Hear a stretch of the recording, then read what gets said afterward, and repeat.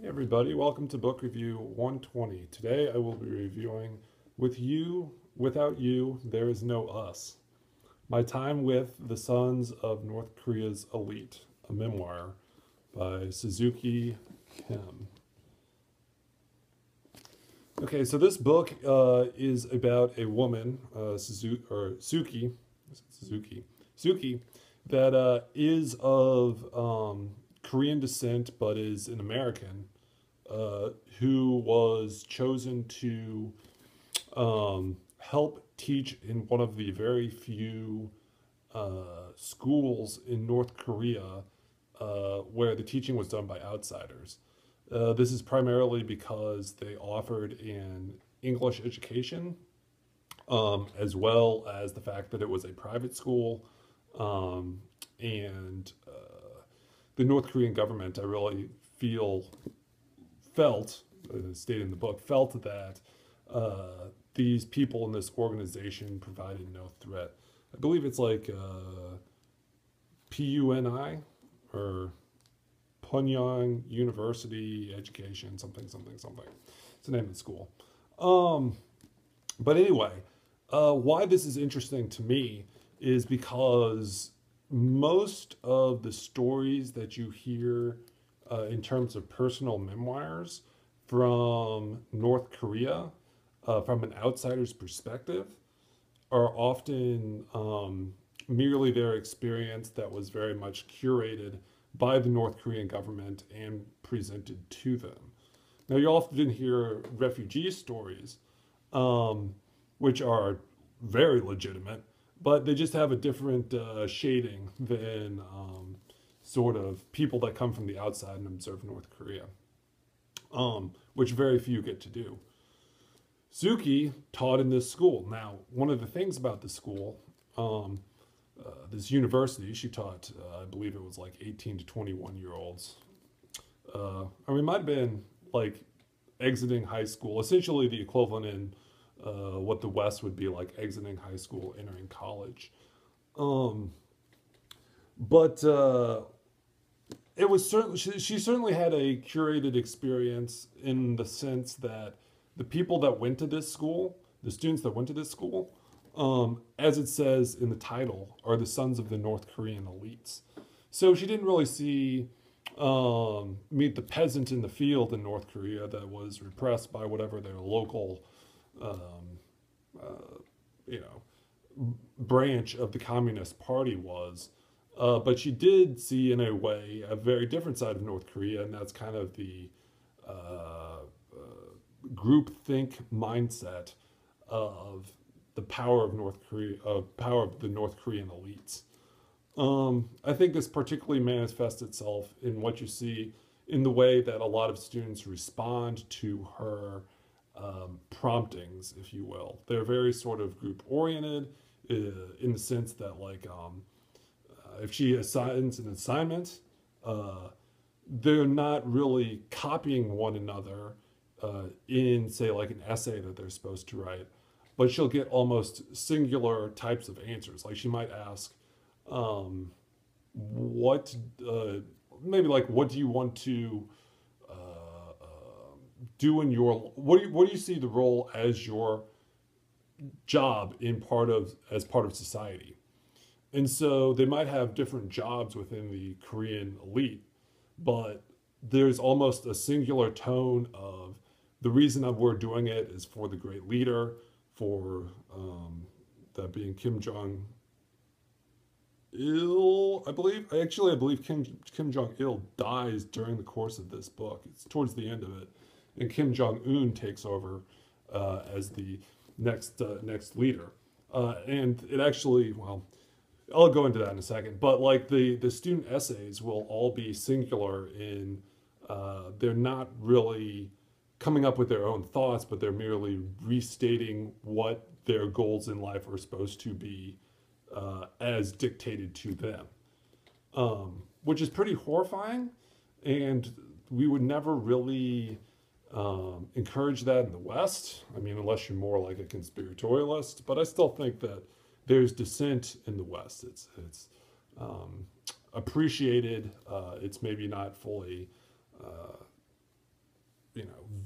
or not vexed, but fully sussed out to its full degree. But it is encouraged, whereas here, it's very much, like I said, a group mindset. What are some of the other things? She certainly has to deal with some of her. Oh, well, I know what I'll talk about. I'll talk about when Kim Jong-il died and Kim Jong-un. Something that's interesting about the students is, in addition to having this sort of like English prep school stuff that they do, they have and they typically have that in the mornings. They have the afternoon sort of political dialogues. I forget what they exactly called them, but they're essentially like study sessions where you're not really studying, but again, you're being dictated to what you're supposed to be said in certain circumstances, merely to back up the propaganda of what the party says. So the students would often disappear for long periods of time in the afternoon, and she would have time to engage in her, to the degree that she could, in her own activities. Something about this campus, and I think you could kind of deduct this just by the way North Korea works, but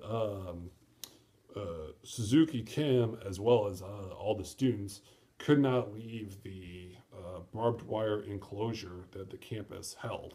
So I think she described it in the book almost like a long U-shaped building where one end of the U was the dormitories and the other end of the U was the classrooms.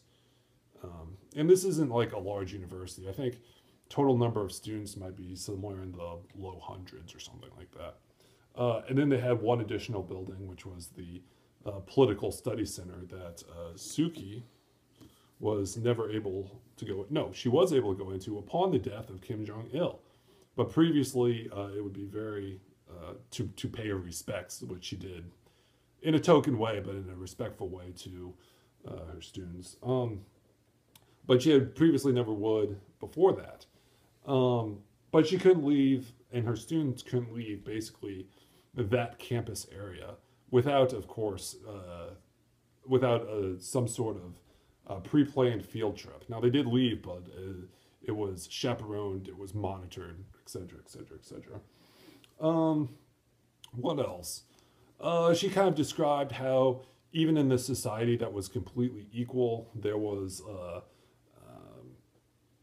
the kids that were clearly closer to, or sons of, or I think it was sons, yeah, it was all sons, closer to the power authority of whose parents were closer to the power authority of the North Korean central government. And the way that this was realized was that they all wore the same uniform, but they had better supplies, that they had crisper paper, more high quality, pencils and pens, those kind of, little things that in a society that's supposed to be perfectly equal, well, it's actually not. And that's one of the truths about communism, is that it's never truly equal.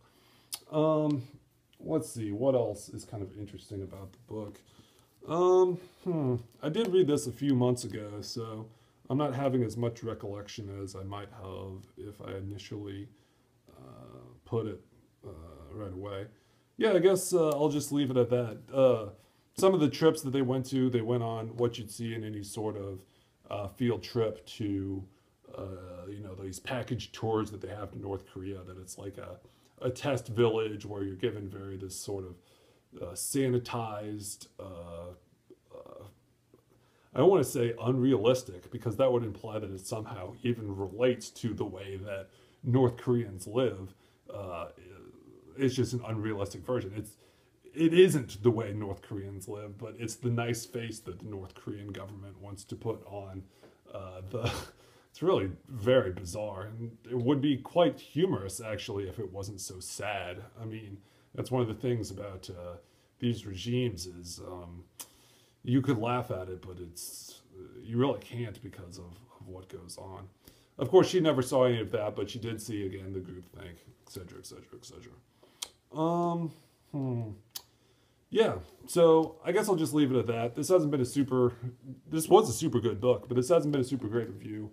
But if you want really an insider's look into what the mindset of North Koreans in a way, there were also, I'll say this last thing, there were times where their guard fell, the students, and she tried to suss that out of them. And just like when you're teaching in a non-political, politically charged environment, you have successes and you have setbacks. And she certainly had some successes and setbacks in getting students to think for themselves. But to understand kind of the nuances of that, well, you'll just have to read the book itself. Anyway, it was a very good book. You get an insider's view, something you don't see from a lot of books about North Korea that kind of just talk about the horror of the regime, et cetera, et cetera, et cetera. You get a personal, firsthand account of a very bizarre and strange and really unfortunate country. All right, so I'm going to leave it at that. Check it out.